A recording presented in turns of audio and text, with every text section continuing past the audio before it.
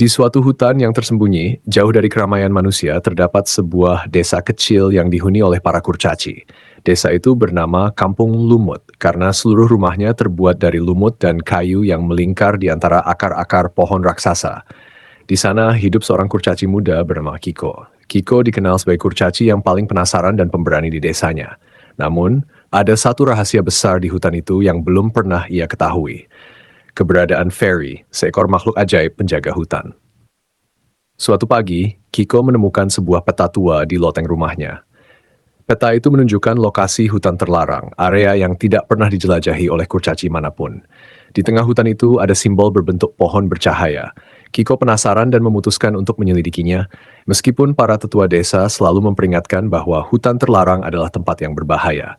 Dengan membawa bekal roti dan lentera ajaib pemberian neneknya, Kiko berangkat menuju hutan terlarang. Sepanjang perjalanan ia melihat hal-hal menakjubkan. Jamur raksasa yang bersinar, sungai dengan air berwarna pelangi, dan kupu-kupu sebesar burung. Namun semakin jauh ia melangkah, semakin gelap dan sunyi hutan itu.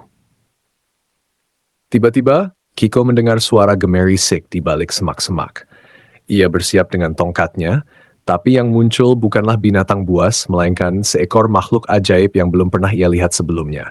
Makhluk itu memiliki tubuh seperti rusa, tetapi dengan bulu berwarna emas dan tanduk yang bercahaya. Itulah Fairy, penjaga hutan yang legendaris. "Kenapa kau datang ke sini, kurcaci kecil?" tanya Fairy dengan suara yang lembut namun berwibawa. Kiko menjelaskan tentang peta yang ia temukan dan keinginannya untuk menemukan pohon bercahaya. Fairy tersenyum dan berkata, pohon itu adalah pohon keabadian, sumber kehidupan hutan ini. Tapi hanya mereka yang memiliki hati murni yang bisa mencapainya. Fairy setuju membawa Kiko ke pohon keabadian, tetapi dengan satu syarat. Kiko harus melewati 3 ujian. Ujian pertama adalah jembatan kabut, sebuah jembatan tipis yang melintasi jurang dalam. Kiko harus menyeberang tanpa takut meskipun kabut tebal menyembunyikan ujung jembatan. Ujian kedua adalah gua suara, di mana Kiko harus menghadapi suara-suara yang mencoba menakut-nakuti dan menggodanya untuk berhenti. Dengan tekad kuat, Kiko berhasil melewatinya.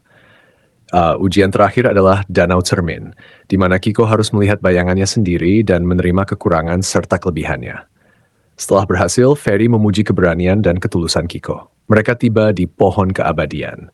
Pohon itu begitu indah dengan daun-daun yang bersinar seperti bintang dan buah-buahan berwarna emas. Fairy menjelaskan bahwa pohon ini adalah jantung hutan dan hanya mereka yang tulus yang bisa melihatnya. Sebagai hadiah, Fairy memberikan Kiko sebuah biji ajaib. Tanamlah ini di desamu dan ia akan tumbuh menjadi pohon yang melindungi kampungmu selamanya, kata Fairy. Kiko kembali ke desanya dengan biji ajaib itu. Ia menanamnya di tengah desa dan dalam semalam tumbuhlah sebuah pohon besar yang memancar cahaya hangat. Pohon itu menjadi sumber kekuatan dan perlindungan bagi para kurcaci. Sejak saat itu, Kiko dikenal sebagai pahlawan kecil yang membawa berkah bagi kampung Lumut. Fairy pun sesekali mengunjungi desa itu menjadi teman baik Kiko dan penjaga rahasia hutan yang tersembunyi. Cerita ini mengajarkan tentang keberanian, ketulusan, dan pentingnya menjaga alam. Kiko membuktikan bahwa dengan hati yang murni dan tekad yang kuat, kita bisa mencapai hal-hal besar dan membawa kebaikan bagi orang-orang di sekitar kita.